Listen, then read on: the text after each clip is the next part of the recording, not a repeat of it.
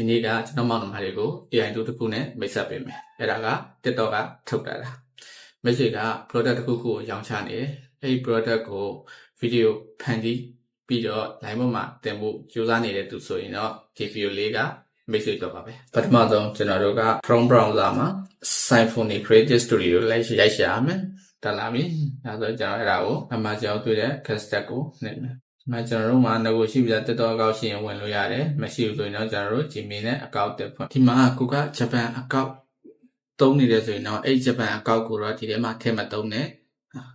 ဆို region တွေပိုင်းအဲ့ဒါဖြစ်ပြီးတော့ account လောကြတာဖြစ်သွားမှာဆိုလို့ပါ account ပြတ်သွားတာဖြစ်မှာဆိုလို့ပါကိုတက်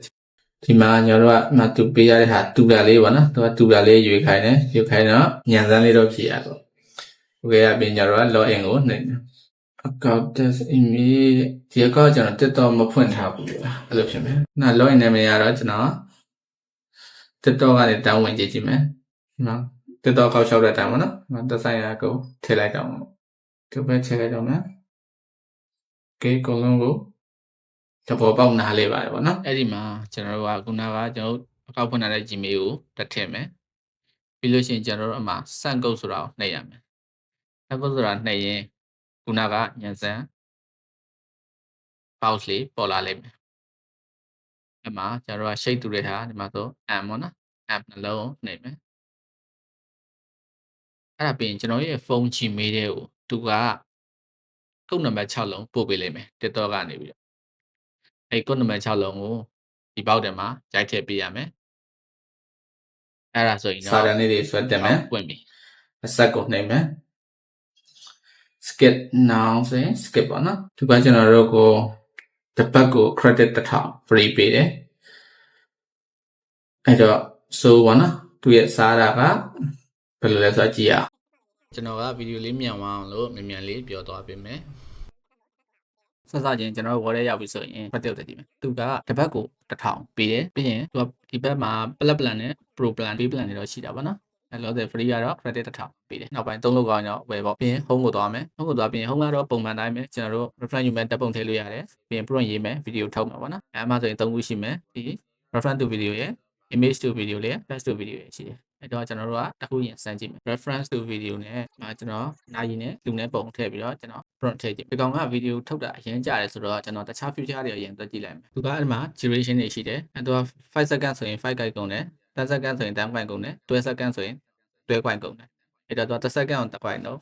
ကြမယ်လို့ပြောလို့ရတယ်။ image ဆိုလို့ရှိရင်လည်းသူက nano banana blue ကိုတုံးတာလေ။ image ကိုထုတ်ကြည့်မယ်။အဲ့မှာနိုင်ပုံထည့်မယ်ပြီးရင်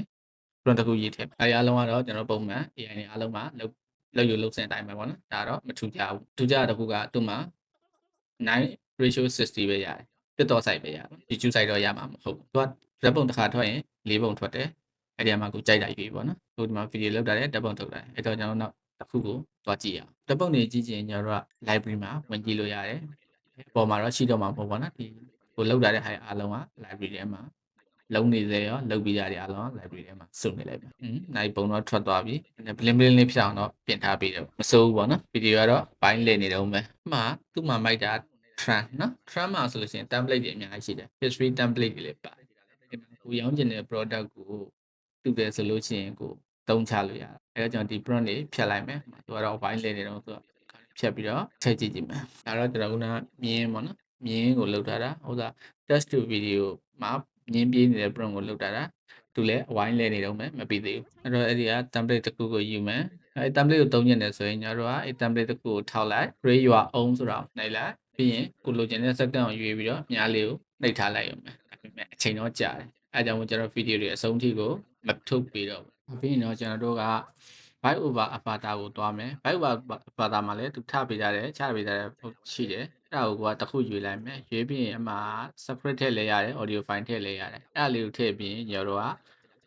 create generate လုပ်လိုက်အောင်ပေါ့နော်ဒါပေမဲ့မြန်မာစာမရဘူးသူကတခြားမှသူပေးရတဲ့ဘာသာစကားတွေတော့ရမြန်မာမရဘူးနောက်တစ်ခုကျတော့ avatar with product avatar with product ကျတော့အဲ့ feature လေးကတော့အမိုက်ဆုံးပေါ့နော်ဒီ software မှာဟုတ်လဲဆိုတော့သူကဒီဘက်မှာဆိုရင် product ထည့်လို့ရတယ်ဟိုမှာဆို close ထည့်လို့ရတယ်ကိုကြော်ညာခြင်းတဲ့ပစ္စည်းတစ်ခုကိုထည့်လို့ရတယ်ထည့်ပြီးလို့ရှိရင်အောက်မှာ avatar လူတွေရှိပြီးသား model ရှိပြီးသားပေါ့နော် avatar model ရှိတယ် model ကိုကကျွေးပြီးတော့ကိုစိတ်ကြကျွေးပြီးတော့ထည့်လို့ရတယ်အဲ့တခုကတော့သူရဲ့ mic တဲ့ feature ပါနော်နောက်တစ်ခုကတော့ remix video ပေါ့နော် remix video ကြတော့သူကကိုကပုံသုံးပုံကို step by step ပုံသုံးပုံထည့်ရမယ်အဲ့ပုံသုံးပုံကိုထည့်ပြီးတော့သူရဲ့ description ရေးမယ်သတ်မှတ်ထားတဲ့ဟာတွေရေးပြီးလို့ရှိရင်ကျွန်တော်တို့က generate လုပ်ပြီးထုတ်ပေးလိုက်ရုံပဲကျွန်တော်စမ်းကြည့်တာကတော့ဒီကောင်က error တက်တယ်မိတ်ဆွေတို့အနေနဲ့တော့စိုက်ကြည့်ပါနော်နောက်တစ်ခုကတော့ that your video ကကျွန်တော်တို့ဒီစကားပြောရတဲ့ video တွေကိုသူကဒီပေါ့နော် voice over အင်္ဂလိပ်ဘာသာပြန်တယ်တော့ translate voice over ပြန်ပို့ပေးတယ်ဗျာကျွန်တော်တို့ပြောနေတဲ့ပုံစံနဲ့ voice over လုပ်ပေးတယ်လောစီကတော့သူရဲ့အဲ့နှခမ်းလုပ်တဲ့ဥစားက function ကမပွင့်သေးဘူးကိုလိုချင်တဲ့ဘာသာစကားတော့ကိုပြောင်းပြီးပြောခိုင်းလို့ရတယ်ဒီကောင်လေးကတော့သုံးလို့ရတယ်ပြီးတော့ဒီမှာကျွန်တော်အရှိချင်းဗီဒီယိုတွေ generate မထွက်သေးလို့ကျွန်တော်တော့မထုတ်လိုက်တော့ဘူးနောက်မှကျွန်တော်ဗီဒီယိုတင်ပေးလိုက်မယ်နောက်တစ်ခုကတော့ video editor ကတော့ပုံမှန်ကျွန်တော်ကတ်နေမှာပဲဝင်သုံးတယ်လို့မျိုးပဲတူပဲပေါ့နော်ဗီဒီယိုတီးဖြတ်တာသူကအပြင်မှာတော့လုပ်ရမလို့ပဲနဲ့ကိုထုတ်ထားတဲ့ဗီဒီယိုတွေကိုတခါတည်းဒီမှာပဲတခါတည်းဖြတ်လို့ရအောင်လုပ်ထားပေးတာသူလည်းဒီစတစ်ကာလေးပါလေးတော်တော်စုံတယ်မိုက်တယ်သုံးလို့ရမယ်โอเคခုတော့ဒီမှာဓာတ်ပုံထွက်လာပြီတွေ့လားစာအုပ်လေးရဲ့ကျွန်တော်ဒီ avatar တော့သူတခါတည်းကြော်ညာပြတာဒါခုနကကျွန်တော်ထုတ်ထားတဲ့မြင်ပြေးနေတဲ့ဗီဒီယိုသူလည်းအဆင်ပြေတယ်သူလည်းထွက်သွားပြီကျန်တဲ့နှစ်ခုတော့မထွက်လာသေးဘူးသူကအဲ့ဒီမှာကျွန်တော်ဒီဓာတ်ပုံကနေတခါတည်းဗီဒီယိုပြောင်းအောင်လုပ်လို့ရတယ်အဲ့အောက်မှာပဲ animate ဆိုတာရှိတယ် animate ကိုတခါတည်းနှိပ်လိုက်လို့ရတယ်အဲ့မဲ့သူက animate နှိပ်လိုက်တဲ့အခါကျရင်သူကအတန်မပါလာဘူးပြောရင် voice over မပါဘူးပေါ့ဗျာ voice over ပါခြင်းနဲ့ဆိုရင်ကျွန်တော်တို့ကသူလိုချင်တဲ့စာသားကိုတက်ရေးပြီးတော့သူ့ကိုပြောခိုင်းနောက်တစ်ခုကသူ့မှာ product ဆိုတဲ့ future ပေါ့နော်အဲ့ဒီမှာကကိုထည့်ခြင်းနဲ့ကိုယ့်ရဲ့ product တွေထည့်လို့ရတယ် URL ဆိုလို့ရှိရင်ကိုကြော်ညာလိုတဲ့ပစ္စည်းနဲ့အဲ့ဝန်ဆောင်မှုတွေရဲ့ website ပေါ့နော် short link တွေထည့်သွင်းလို့ရတယ်နောက်ပြီးတော့အဲ့ product of service name မှာဆိုကိုရောင်းချလိုတဲ့ပစ္စည်းဒါမှမဟုတ်အဲ့ဝန်ဆောင်မှုရဲ့နာမည်ပေါ့နော်ကိုဝန်ဆောင်မှုနာမည်တွေထည့်လို့ရတယ်နောက်ပြီး brand မှာဆိုမိရဲ့တစိမ့်ပေါ့နော်တစိမ့်ထည့်လို့ရတယ်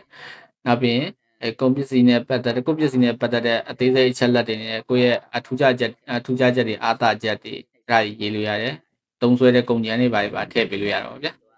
အပြပါလို့ရှင်တော့အောက်ကဓာတ်ပုံထည့်တဲ့နေရာလေးမှာပုံလေးထည့်လိုက်ရမှာကုန်ပစ္စည်းကိုထည့်လိုက်ရမှာပြီးကြမှာ description မှာဆိုလို့ရှိရင်ကုန်ပစ္စည်းအသေးစိတ်အကြောင်းအရာတွေထပ်ပြီးရေးသားလို့ရတယ်အပြီးလို့ရှိရင်တော့ save chain ကိုနှိပ်ပြီးတော့ကျွန်တော်တို့ကကို product နဲ့ပတ်သက်တဲ့အချက်လက်တွေရှိသွားပြီဆိုတော့ကြော်ညာတွေဖန်တီးလို့ရပြီပေါ့နော်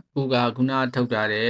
အဘာတာနဲ့စာအုပ်ကြော်ညာပေါ့နော်ထွက်သွားပြီဆိုတော့ तू ကအတန်မပါလာဘူးဆိုရင်ကျွန်တော်တို့အဲ့ voice over ကိုထည့်လို့ရတယ်ထည့်လို့ရဆိုတော့ voice over ကိုကျွန်တော်တို့ကပြောချင်တဲ့စာသားကိုအဲဒီ script နေရာမှာထည့်လိုက်ရတယ် audio file ရှင်း audio file ထည့်လိုက်ရတယ်ညခုနကပြောလို့ပဲကိုလိုချင်တဲ့ဘာသာစကားချိန်လို့ရတယ်ကျွန်တော်တို့ဒီမှာပေါ့နော်ကျွန်တော်စာရိုက်ကြည့်မယ်စာရိုက်ပွားလို့ရှိရင်ကျွန်တော်တို့ generate နှိပ်မယ် generate နှိပ်ပြီးလို့ရှိရင်အတန်ထွက်လာမယ်ဒါပြီးမဲ့သူကဘယ်မှာစီးရမှန်းကျွန်တော်မသိဘူး Hi everyone, welcome to my channel. What do you want to know about this book? You can ask. တန်ကတော့ကြားတဲ့အတိုင်းပဲဒါပေမဲ့ဒီမှာတော့ line မကောင်းတော့ video ကတော့ထက်တယ် future လေးကတော့ကောင်းတယ်ဒါပေမဲ့အဲ့ဒါကိုဘယ်နေရာမှာစေရမလဲဆိုတာကျွန်တော်မသိနေဘူးကျွန်တော်မိတ်ဆွေတွေသိလို့ရှိရင်လည်းတစ်ချက်ပြောပြ Hello everyone, today I'll show you in a practical and easy to follow way how to build an autonomous AI agent that can do more than simply answer questions like a chatbot. It can also perform tasks